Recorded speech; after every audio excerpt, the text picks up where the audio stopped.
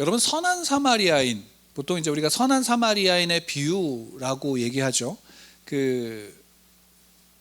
원래 이제 성경상의 그 본문의 작은 소제목으로는 이제 자비를 행하는 자라고 이렇게 이야기를 하는데, 이 선한, 우리가 보통은 잘 알고 있는 선한 사마리아인의 비유에 대해서는 많은 그리스도인들, 그러니까 교회를 다니고 있으면 대부분이 다 이 비유에 대해서는 잘 알고 있을 겁니다. 설교를 통해서든지 아니면 또는 교육을 통해서든지 한두 번 이상은 아마 이에 관련된 내용을 들으셨을 겁니다. 그러면 이 선한 사마리아인의 비유에서 중요하게 여기는 측면이 뭘까요? 선한 사마리아인의 가장 중요한 측면, 이 비유의 가장 중요한 측면은 아마도 누가 이 강도 만난 자의 이웃이겠느냐라는 질문일 겁니다. 누가복음에서 보게 되어지면 10장 25절부터 27절까지가 그 선한 사마리아인의 비유에 대한 내용인데, 이 비유에서 이제 처음에 시작하는 그 도입 부분은 이것입니다. 어떤 거냐면, 율법 교사가 예수님을 시험하면서 질문한 겁니다. 예수님께 질문한 거죠. 어떤 질문이냐면, 내가 무엇을 하여야 영생을 얻으리까? 라고 하는 질문에 대한 답으로 이 선한 사마리아인의 비유를 드신 겁니다. 근데 여러분 한번 생각해 보십시오. 내가 어떻게 해야 영생을 얻겠습니까? 그러니까 여기에 가장 주된 질문은 예수님이 시험하는 것이긴 하지만, 주된 질문은 질문의 내용, 그 질문자의 가장 핵심은 뭐냐면, 어떻게 하면 영생을 얻을 수 있는가, 영원히 살 수 있는가에 대한 이야기죠. 근데 그 질문에 대해서 어떻게 하면 영생을 얻을 수 있을까라는 답을 주시는 것이 아니라, 선한 사마리아인의 비유를 통해서 거기에 핵심되는 질문으로 나오는 게 무엇입니까? 누가 이 강도 만난 자의, 소위 말한다면 이웃인가? 라는 거죠. 누가 이 강도 만난 자의 이웃인가? 여러분들 누가 강도 만난 자의 이웃이다라고 생각을 하십니까? 여기에는 분명하게 세 부류가 나옵니다. 그러니까 정확하게는 두 부류죠. 그래서 서로가 대조되게 합니다. 한 부류는 어떤 사람들이냐면, 강도 만난 자를 그냥 지나친 사람들이죠. 누구냐면 제사장과 레위인들입니다. 그리고 또 하나는 누구냐면, 이 강도 만난 자를 불쌍히 여겨서 그를 치료해주고 주막에까지 데리고 가서 거기에서도 치료해주지만, 이제 자기가 사업이나 이런 것으로 인해 떠나야 될 때 그 여관 주인에게 부탁을 하죠. 온전히 치료해줘라. 내가 선금으로 이만큼 줄게. 대신 모자르면 내가 다시 올 테니까 그 모자른 것을 내게 청구해라 라고 부탁을 하고 길을 떠납니다. 그가 왔는지 안 왔는지는 중요한 게 아니죠. 그 다음엔 중요한 건 뭐냐면, 예수님이 거기서 물으신 질문이죠. 누가 강도 만난 자의 이웃인가? 라는 내용이죠. 여러분, 누가 강도 만난 자의 이웃입니까? 그때 그 질문했던 자는 대답합니다. 그 사마리아인이다 라고 얘기합니다. 그래서 우리가 이제 보통 이 비유를 들 때 선한 사마리아인의 비유라고 이야기를 하죠. 또는 다른 성경에서는 착한 사마리아인에 대해서 이렇게 얘기하는, 같은 말이죠. 선한 사마리아인의 비유.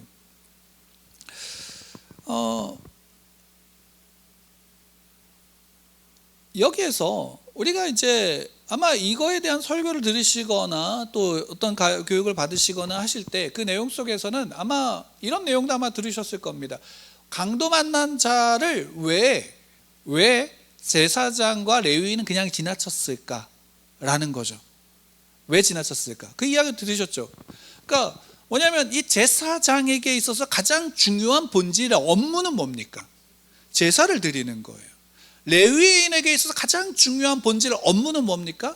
그 제사를 돕는 자의 역할을 감당하는 겁니다. 그러니까 레위인 중에는 찬양을 하는 성가대도 있습니다. 그러니까 여러 제단 기물들을 돌봐야 되는 자들이죠. 그들은 부정해지면 안 되는 겁니다. 근데 중요한 건 뭐냐면, 이 강도 만난 자는 지금 죽었나요, 안 죽었나요?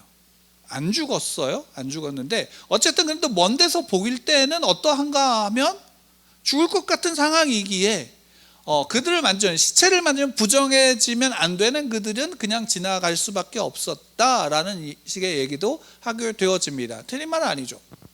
근데 중요한 거는 뭐냐면 오늘 그 선한 사마리아인에 대한 비유의 내용에서 보면 그런 내용이 전제되어져 있을까요, 없을까요? 전제되어져 있지 않아요. 다만 여기서 우리가 한 가지를 더 생각해 볼 수 있어요. 그럼에도 불구하고 예수님은 왜 제사장과 레위인이라는 사람을 거기에 두고, 그 직분을 가진 사람들을 두고 사마리아인을 서로 비교하고 있을까라는 거예요. 강도 만난 자가 중심에 있고 그를 지나쳐간 두 부류와 그를 지나치지 못한 한 사람, 사마리아인이죠. 그러니까 여기에서 실제로 사마리아인이라는 것도 중요하지 않아요. 그런데도 불구하고 사마리아인이라고 놓은 거는 유대인들에게 있어서 가장 소위 말한다면 무시당하는 민족이 누구냐면 사마리아인. 사마리아인은 어떻게 보면 같은 민족이거든요. 사마리아인 같은 민족임에도 불구하고 무시하고 있어요. 왜? 소위 말한다면 그들이 바벨론 포로기 때 혼혈들이다라고 생각하기 때문이에요. 그러니까 신앙을 버린 자들이다라고 생각하기 때문에 그들을 무시하고 또 그들에 대해서 사람 취급을 하지 않고 있었던 거였죠. 근데 여기서 재밌는 거는 이 둘을 비교하는 건데, 한쪽은 가장 유대인들에게서 가장 거룩하고 가장 고귀하고 가장 신앙이 좋은 직분을 가진 제사장과 레위인, 그리고 또한 가장 무시당하는 사람들인 사마리아인을 비교하고 있다라는 거예요. 여기서 그럼 우리가 한 가지 이렇게 볼 수도 있지 않을까요? 예수님은 여기에서 제사를 드리는, 소위 말하면 이렇게까지도 말할 수 있겠죠. 제사보다도 더 중요한 게 무엇인가 라고도 물을 수 있지 않을까요? 예수님이 보신 제사보다도 더 중요한 것은 무엇인가요? 사랑이죠. 그 사랑을 돌보는 사랑의 핵심은 무엇일까요? 생명입니다. 그러니까 여기에서 이 선한 사마리아인의 비유 속에서 가장 중요한 건 뭐냐면 생명을 귀히 여기는 거예요. 생명을 존중히 여기는 거다라는 사실인 겁니다. 그리고 그 생명을 위해서 돕고 생명을 위해서 자기를 희생할 수 있는 자가 어떤 자인가? 진짜 이웃이다라는 거죠. 이웃을 내 몸과 같이 사랑해라라는 것에는 무엇이 담겨져 있냐면 단순하게 그를 돕는다라는 차원이 아니라 그의 생명을 돌볼 수 있는 사랑이 성도들을 통해서 흘러가는 거예요. 왜? 내 몸과 같이 사랑하라 그랬거든요. 내 몸과 같이 사랑하라 그랬어요. 그러면 내 몸에 가장 중요한 건 뭔가요? 내 생명이죠. 내 생명과 같이 내 이웃의 생명을 어떻게 해요? 사랑하고 존중해야 된다라는 겁니다. 우리가 열매에 대해서 우리가 지금 3주째 보고 있는데 첫째 주에 열매가 무엇인가에 대한 말씀을 나눴어요. 열매는 무엇인가? 그 열매는 무엇인가라고 했을 때 하나님의 열매가 무엇이냐라고 말씀을 드렸어요. 하나님의 열매는 누군가요?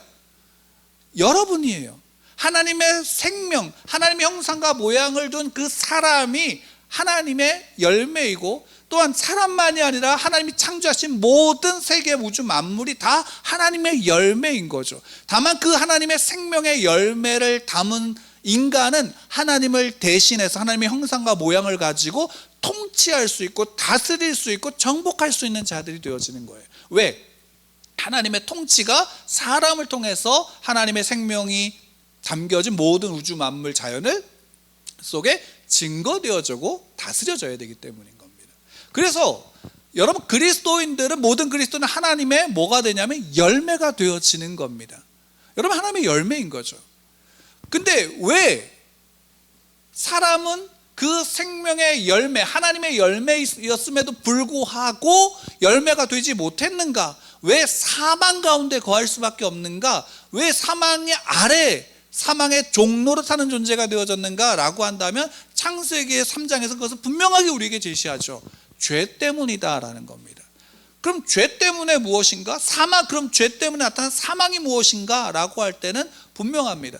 단순하게 죄된 행위가 아니라 하나님 관계가 온전히 단절되어졌음을, 하나님을 알려고도 하지 않고 하나님을 알 수도 없는 존재가 된 게 죄인된 인간이에요. 하나님을 떠난 인간이에요. 그러니까 하나님이 계시하지 않으면 사람은 하나님을 알 수 있어요? 없어요? 없게 되어진 상황. 그래서 자기가 하나님이 되어지려고 하는 죄, 그 사망 아래 거하는 모든 인간들, 인류는 하나님을 대적하게 되어질 수밖에 없는, 대적하게 된 자들이 되어진 겁니다. 그 인간들에게 하나님이 예수 그리스도를 통해서 뭐가 되게 하셨냐면, 예수 그리스도를 통해 다시금 그 하나님의 생명이 예수 그리스도를 통하여 회복되게 하셨어요. 이게 십자가와 부활의 복음입니다. 그래서 우리는 그리스도인들의 그 믿음의 핵심은 구원을 받기 위한 믿음이 아니라 구원받은 자의 믿음이다라고 말씀을 드렸어요. 그래서 우리가 열매되어졌다면 열매된 자의 증거가 있어야 된다라는 것을 지난주에 함께 나눴죠. 열매된 자의 증거는 뭔가요? 붙어 있는 거예요. 붙어 있는 거예요. 내가 열매를 맺는 게 아니라 나무에 가지가 붙여져 있으면 그 안에서 흐르는 모든 영양분과 또 주인된 농부의, 완전한 농부인 아버지의 손길을 통해서 결국은 모든 가지, 썩어진 가지, 잘 자라지 않는 가지, 열매를 맺지 못하는 가지는 다 솎아내고 온전히 열매를 맺을 가지만 어떻게 되면 남겨져 있기에, 붙어 있으면 뭐가 되어져요? 열매를 맺는 거예요. 그러니까 그러면 그 가지가 된 그리스도인들, 또 열매가 된 그리스도인들은 어떻게 되냐면 붙어 있어야 되는 거죠. 그 붙어 있음의 증거가 뭐냐면 말씀이 흘러가야 되고, 말씀으로 말미암아 열매의 색이 변해야 되고, 말씀으로 말미암아 열매가 그 속에서부터 어떻게 되면 익어져 가야 되는 것입니다. 그 증거가 있어야 되는 거죠. 그 증거가 있어야 되는데, 중요한 거는 그러면 그러한 열매가 우리에게 있는가라는 것을 우리가 스스로 물어야 되는 거예요. 그러면 내가 그러한 열매인가 라는 사실을 우리는 물어야 되는 거죠. 그러한 측면에서 선한 사마리아인의 비유는 그 본질을 이야기하는 거예요. 왜? 우리가 하나님의 열매, 하나님께서 맺으신 열매의 본질은 생명이라고 할 때, 그러면 그리스도인들은 그 열매된 자로서의 증거가 되어지는 부분은 뭐냐면 그 안에 생명이 있느냐인 거예요. 근데 우리가 십계명을 보면 십계명은 두 가지로 나눠진다라고 우리가 보통 이해를 하죠. 1계명부터 4계명까지는 누구를 향한 거예요? 하나님을 향한 거예요. 5계명부터 6계명까지는 누구를 향한 거냐면 사람을 향한 거예요. 그래서 예수님께서 모든 선지자와 율법의 강령, 그 핵심이 뭐라고 말씀하시냐면 하나님을 사랑하고 내 이웃을 내 몸과 같이 사랑하라 라고 말씀하신 거예요. 자, 그 말씀을 통해서 보면 오늘 그 선한 사마리아인의 비유 속에서 나타난 그 말도 이해가 되죠. 왜? 어떻게 해야 영생을 얻습니까? 예수님은 그 영생이 단순하게 영원히 산다라는 의미가 아니라 그 본질을 말씀하신 거예요. 어떻게 하면 너희들 안에 생명 있는 자의 증거와 생명 있는 자의 모습인지를 설명해 주는 거죠. 너희가 아무리 제사를 중요하게 여기고 너희가 아무리 하나님 앞에 어떠한 모양과 모습으로 무엇을 행한다 할지라도 너의 앞에 죽어가는 한 사람의 생명을 귀히 여기지 못하면 그 제사는 다 뭐가 되는 거예요? 헛것이 되어진다라는 거죠. 우리 눈앞에 보여진 생명이, 우리는 그 생명을 어떻게 보고 있는가? 그가 하나님을 믿는가? 그가 예수님을 믿는 사람이면 우리는 그를 생명으로 사랑해야 되고, 믿지 않는 자이면 생명으로 사랑하지 않아야 되는가? 라는 질문을 할 때 여러분은 어떻습니까? 이 질문 굉장히 무서운 겁니다. 왠지 아시나요? 우리 기독교 역사 속에서 이 질문에 어떤 답을 하느냐에 따라서 종교전쟁의 굉장한 비극이 우리 앞에 펼쳐졌고, 우리는 그것으로 기독교만이 아니라 종교적인 합리화로 우리의 행동을, 학살을 정당화했던 모습이 기독교 역사 속에 있거든요. 기독교 역사 속에 있어요. 적어도 우리가 예수를 나의 구주로 믿고 정말로 하나님을 믿는다면, 다른 종교 생각할 필요 없이 우리가 그렇게 믿고 있고 우리가 성경을 통해서 본다면, 우리 그리스도인들의 가장 중요한 가치는 무엇이 되어야 되냐면 생명을 존중해야 되는 것입니다. 생명을 사랑해야 된다라는 사실인 겁니다. 왜 사마리아인이 이웃이 될 수 있는가? 사마리아인이 그 강도 만난 자를 도울 때 그 사람이 누군지 아나요? 모르나요? 몰라요. 아마 유대인인 건지는 알 수 있을지도 모르지만 어쨌든 모른다고요. 모르는 사람을 그냥 도와준 거예요. 왜? 죽어가고 있으니까. 기름으로 그의 모든 것을 소독하고 닦아주고 상처를 싸매주고 그를 업고 그를 데리고 집 맞춰놓지는 실어서 여관까지 데리고 가서 계속적인 치료를 받을 수 있게 만든 일.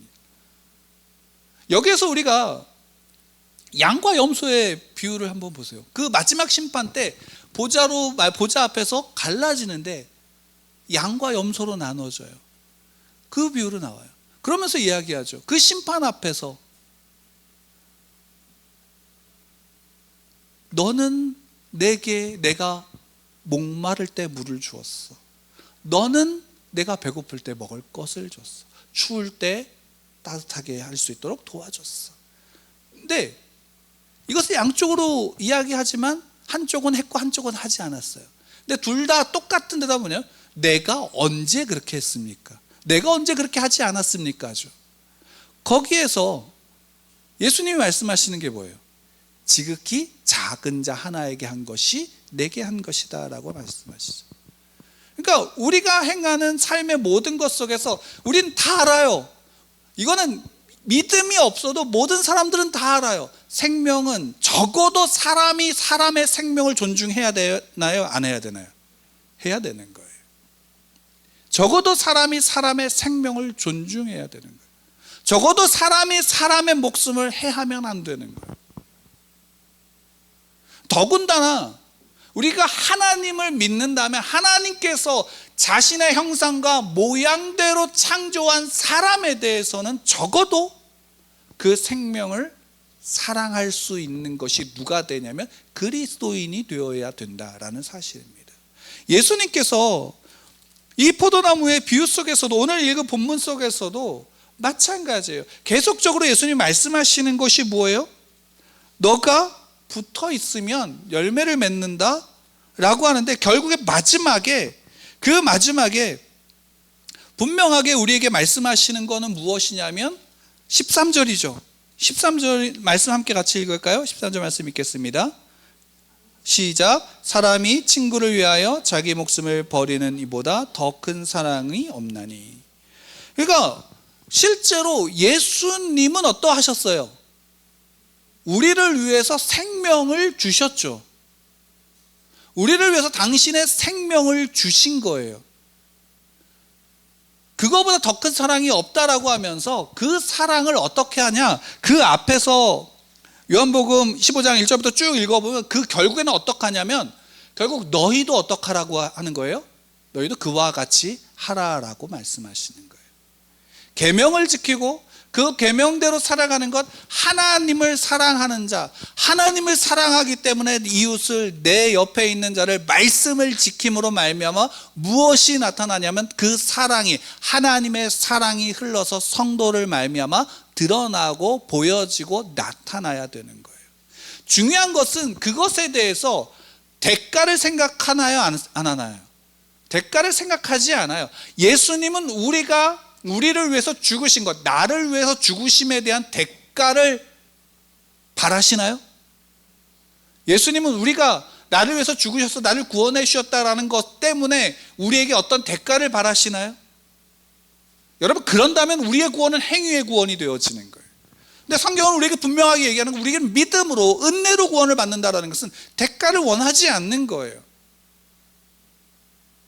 더군다나 선한 사마리아는 다시 돌아가게 되어지면 여러분, 선한 사마리아인은 착한 사람입니까? 아니, 선한 사마리아 아니라 강도 만난 자는 착한 사람입니까? 악인입니까? 몰라요. 선한 자인지 악인인지에 대해서 분별하지 않아요. 다만 그가 생명이 위급한 그를 어떻게 하는 거예요? 돕는 거예요. 그가 선한 자였다면 돕는 것이 좋은 일이 되고 악한 자였다면 돕는 것이 나쁜 일이 되나요? 세상의 기준 속에서 본다면 그것은 나쁜 일이 될 수 있어요. 근데 성경의 기준 속에서, 하나님의 기준 속에서는 그가 선한 자인지 악한 자인지를 먼저 판단하고 치료하고 도와주고 생명을 구하는 게 아니라, 그가 죽어가고 있는 피 흘리는 그를 어떻게 하냐면 그를 위해서 자기를 떼어줄 수 있는 거예요. 그러면 성경이 처음부터 끝까지 우리에게 하나로 말씀하시는 건 무엇이냐면, 하나님이 무엇을 만드신다? 결과를 만드신다라는 거예요. 거기에서 내가 이 사람을 도와줘서 어떤 결과를 만들어낼 것인가를 목적을 두는 순간, 우리의 그 사랑은 누구를 위한 사랑이 되냐면 나를 위한 사랑밖에 되지 않아요. 하지만 하나님은 우리에게 분명하게 말씀하시는 것은, 우리에게 주시는, 우리가 이 땅 가운데서 살아가기를 원하는 것은 하나님의 사랑이 하나님의 생명 가운데서 드러나기를 원하시는 거예요. 그 사람이 어떤 사람인가는 둘째 문제인 거죠. 중요하게 여겨야 될 것은 무엇이다? 생명이다라는 겁니다. 여기에서 생명은 단순하게 영적인 생명도 있지요. 그러나 육적인 생명도 있습니다.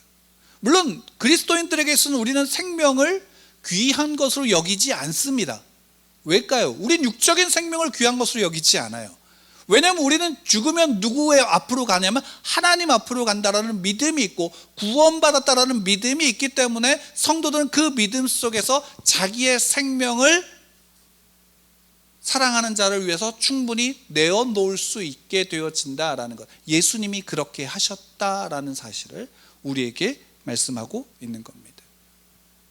열매를 맺은 자의 증거가 어디에 있는가라고 한다면 그 첫 번째는 말씀입니다. 그 계명이 우리 안에 심겨지고 그 말씀이 우리 안에서 어떻게 하냐면 익어져 가야 되는 것입니다. 그 말씀을 이해하고 그 말씀을 이해하고자 몸부림치는 것, 그를 말미암아 살아가는 것, 그것이 우리 안에 내가 익어가는 모습입니다. 그러나 그 안에서 우리가 분명히 내가 생명된 열매라면, 열매는 당연히 어떤 일이 그 앞에서 나타나야 되냐면 그 안에 씨앗은 썩어져야 된다라는 사실입니다. 달리하면 이거죠. 열매가, 우리는 이제 오늘날식으로 열매가 익어지면 우리는 그것을 따서 먹지만, 자연을 생각한다면 자연 속에서는 열매가 익어지면 그 열매는 어떻게 되나요? 땅에 떨어지죠. 그리고 떨어진 열매는 어떻게 되어져요? 썩게 되어지는 거예요. 그리고 그곳에서 뭐가 나나요? 새로운 그 나무가 자라는 겁니다.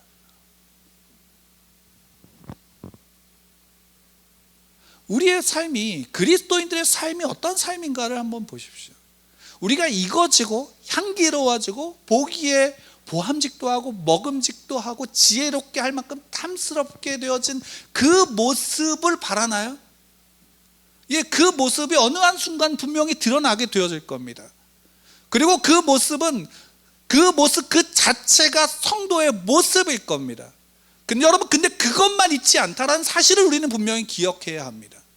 열매가 맺혀질 때는, 처음에 맺혀질 때는 아무것도 아닌 존재이고, 오히려 조금 덜 설익게 되어지면 뜯고 맛없는 존재가 되어집니다. 근데 결국에는 완전히 익은 다음에 어떤 일이 벌어져야 되냐면 썩어져야 되는 겁니다. 썩어져서 떨어져서 다른 생명이 그 안에서 자라나가게끔 되어져야 되는 거예요. 이게 그리스도인들이 열매된 자의 본분입니다. 증거입니다. 보함직도 하고 먹음직도 하고 지혜롭게 할 만큼 탐스럽게 되어진 그 자체로만 머물려고 한다면 어떤 일을 해야 될까요? 약이란 약은 다 갖다 뿌려야지 그렇게 될 겁니다.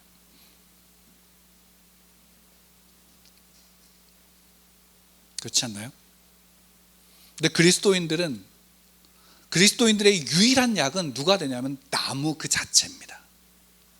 그리스도인들의 온전함을 나타낼 수 있는 유일한 영양분 공급처는 나무 그 자체입니다. 그리고 그 나무를 가꾸는 분이 누구세요? 하나님 아버지다라는 사실입니다. 그것만으로 끝납니다. 그분이 심은 곳은 가장 좋은 토지이고 가장 좋은 흙입니다. 그곳에서는 열매를 맺을 수밖에 없는 겁니다. 다만 우리는 그 열매된 우리는 분명히 알아야 되는 겁니다. 생명을 귀히 여기시기 바랍니다. 그리고 약자를 보시기 바랍니다. 제가 오늘 말씀의 제목을 열매를 맺지 못하는 교회라고 지었습니다. 열매를 맺지 못하는 교회. 실제로 한번 보시면 이 질문은 단지 교회라는 어떤 공동체만 이야기하는 것이 아니라 모든 그 안에 구성된 성도들을 말하죠. 당연히 우리는 열매를 맺지 못하고 있는 모습으로 보여지고 있습니다. 아니, 이거죠. 열매조차 되지 못하는 썩은 가지의 모습으로 있습니다. 감사한 것은 썩은 가지가 쳐내듯이 분명히 이 땅에는 교회들은, 그래서 썩어져 있는 그 교회들은 가지가 쳐질 겁니다. 하나님이 그렇게 하셨습니다. 여러분 한번 역사적으로 지금까지 2000년 전부터 초대교회 때부터 생각해서 아직까지 남아있는 교회가 있나요? 역사가 2000년이 된 건물은 있을지 모르지만, 그 자리에 흔적은 있을지 모르지만 그 교회가 아직까지 있는 교회는 없습니다. 교회는 늘 새로워지고 새롭게 생겨나고, 또 새롭게 생겨나는 교회 속에서 너무 비대해지고 썩어져 버리는 교회는 또 나눠지게 되었습니다. 초대교회 예루살렘 때 스데반의 순교를 통해서 어떤 일이 벌어졌나요? 예루살렘에 꽉 찼던 그리스도인들이 그 핍박 속에서 흩어지게 되어졌습니다. 그게 하나님의 방식이다라는 겁니다. 다만 우리가 가장 중요한 그리스도인들에게 하나님의 성경 말씀이, 그리고 성령 하나님이 우리 안에서 역사하실 때 우리에게 가장 중요한 가치는 무엇인가? 생명에게 가치를 두시기 바랍니다. 그리고 평화를 위해서 기도하시기 바랍니다. 하나님의 계명을 지키면 그 계명 속에서 구하는 자, 예수 그리스도 안에 거하는 자가 구하는 모든 것은 다 이루리라. 그러니까 우리는 이 말씀을 통해서 어떤 기도든 주님 앞에 하면 다 이루어진다라는 착각에 빠지는데, 여러분 분명하게 그 전제가 있다는 사실을 기억하십시오. 누구 안에 있어야 합니까? 예수 그리스도 안에 있어야 합니다. 그리고 예수 그리스도는 누구 안에 거하십니까? 하나님 안에 거하십니다. 예수님이 태어나셔서 사셨던 성육신의 그 기간 동안에 예수님의 모든 삶은 내가 원하는 것을 이루어 주십시오라는 기도가 이루어지는 시간이 아니라 하나님의 뜻이 이루어진 기간이었습니다. 여러분 그걸 분명히 기억하십시오. 하나님의 뜻이 하늘에서 이루어진 것 같이 땅에서도 이루어질 것입니다라는 기도.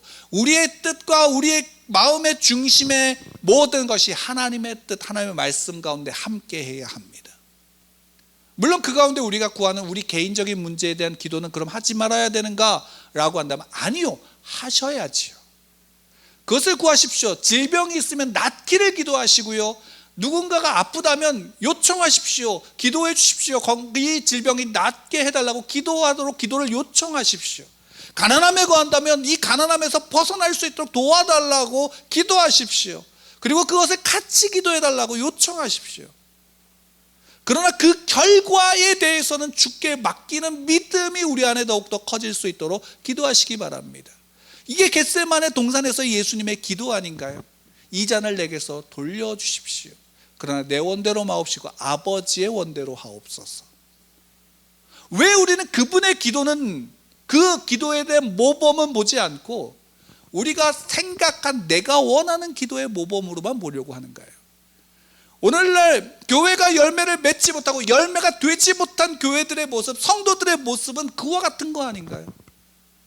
내가 원하는 모습으로, 내가 바라는 모습으로, 부함직도 하고 먹음직도 하고 지혜롭게 할 만큼 탐스럽게 한 그 순간에만 머무르려고 하는 추잡함이 거기에 있는 거 아닌가요? 그건 아름다움이 아니고 신앙이 아닙니다. 왜냐하면 그 열매는 결국 썩어져야 되기 때문입니다. 하나님이 세우신 법칙을 하나님이 깨실까요? 우리는 그것을 이해하고 그 믿음 안에서 서야 합니다. 여러분 삶 속에서 열매에 대해서 가을이니까 생각해 보시기 바랍니다. 깊이 한번 생각하시고 깊이 묵상해 보시기 바랍니다. 열매된 자의 증거가 무엇인지, 정말 참된 성도의 믿음의 본질이 무엇인지를 묵상하시고 나아가시기 바랍니다. 여러분들은 열매입니다. 여러분이 구원받았다면, 내가 구원받은 자라고 믿고 그 앞에서 고백하시고 주의 말씀 앞에 선다면 여러분들은 분명하게 자라고 있는 열매일 거고요, 여러분들은 그 안에서부터 그 주님의 말씀으로 말미암아 익어져가는 여러분들의 열매일 겁니다. 얼마나 복잡하고 얼마나 많은 것을 아느냐의 문제가 아닙니다. 적어도 내가 지금 알고 있고, 적어도 지금 내가 보고 있는 말씀 속에서 그 말씀을 온전히 보고자 애쓰는 여러분들의 삶, 그리고 그 말씀대로 살아가고자 하는 성도의 모습이 열매 맺는, 또한 열매인 성도의 증거가 되어진다라는 겁니다. 어제 마지막으로 말씀드리겠습니다. 결혼식을 갔다 왔습니다. 결혼식을 갔다 왔는데 결혼식을 보면서 그런 생각이 들었습니다. 부모에게 있어서의 그 삶의 가장 중요한 순간은 아마 두 가지일 겁니다. 내게 자녀가 태어난 순간과 그 자녀가 한 사람의 성인으로서 이제는 하나의 가정을 이루거나 자기 존재로서 성인으로서 온전히 우뚝 섰을 때가 아닐까 생각합니다. 결혼식이라는 것은 하나의 어떤 눈에 보여진 하나의 증거가 될 수 있을 것입니다. 근데 그 앞에서 그 아이가, 결혼하는 그 아이가, 이제 다 자란 아이가 내 앞에서 이제 한 사람으로서, 하나님의 한 사람으로서 그가 온전히 열매가, 내 모든 삶이 그 아이에게 쏟아져서 그 아이가 이제 하나님 앞에서 그 독립된 하나의 생명으로서 그 앞에서 익어져 가는 모습을 바라보고 상상하고 기대하는 것, 하나님의 역사를 기대하는 것, 그 속에서 하나님께 구하는 모든 여러분들의 기도가 그 안에서 그 아이에게, 그 아이를 향한 하나님의 계획 속에서 전달되어지고 이어질 것이다 라는 모습을 보게 되어졌습니다. 그때 여러분들의, 우리의 모습이 내 아이에게 이런 걸 더 해줬으면 좋았을 텐데 라는 아쉬움도 남을 거고, 저 아이가 좀 더 이랬으면 좋겠을 것인데 라는 불안함도 있을 것인데, 중요한 것은 무엇인가? 하나님이 나를 이만큼 인도하셨다면 내 아이도 그렇게 인도하실 것이다 라는 믿음의 눈을 볼 때에, 그때에 다른 것은 무엇이냐면 그를 향한 하나님의 계획이 분명하게 보여진다라는 겁니다. 무엇을 이룬다라는 것이 아니라 하나님의 손이 붙잡고 있는 그 모습이 보여지는 것입니다. 우리는 그렇기 때문에 부모는 자녀들이 자라면 그 뒤로 어떻게 하냐면 그 자녀의 삶에서 썩어져서 없어져야 되는 거죠. 계속 존재하는 것이 아닌 하나님이 하실 수 있도록 내버려 두는 것, 다만 그 안에서 조용히 기도하는 것, 그 모습, 하나님이, 우리 주 예수께서 지금 그렇게 하고 계시지 않나요? 그러면서 말씀하시죠. 여러분들도 아마 똑같이 여러분들 자녀에게 말씀하실 겁니다. 내가 너와 함께 하고 있고, 내가 너를 지켜보고 있고, 내가 너를 위해서, 예수님은 친히 하나님께 뭐하고 계시죠? 중보하고 계시고, 우리 안에 거하신 성령께서는 우리 안에 거하시면 친히 하나님께 날마다 아뢰고 간구하고 계시다라는 사실을 우리가 믿는 자의 그 믿음 속에서 그 복을 누리시는, 그 영광을 누리시는, 그 열매, 생명을 담은 생명의 열매가 나임을 믿고 나아가는 여러분들 되기를 축원합니다.